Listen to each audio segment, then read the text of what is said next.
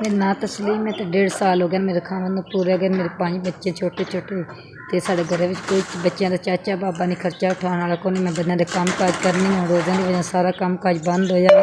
यतीम बच्चे ना जुत्ती है ना कपड़ा बच्चों को ना कोई ईद बस खर्चा आए चीज़ नहीं होंगी। शामी थोड़ा बड़ा जिमें माड़ा चंगा अड्डो गुड लै लू कि अपना टाइम पास कर लवीदा वे। सारी दुनिया ने गौरमेंट राशन भी दिता है तो मैं कार्ड लैके गई हाँ तो मेरा राशन भी नहीं आया।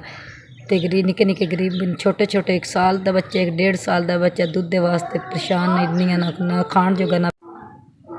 इंशाअल्लाह तुहाडा भला वे इंशाअल्लाह जीउंदे रहो। अल्लाह सोना तुहानू तंदुरुस्ती देवे। तुहाडा गलिया मैंने 5000 रुपया लाभ गया। इंशाअल्लाह जीउंदे रहो। अल्लाह सोना तुहानू तंदुरुस्ती देवे।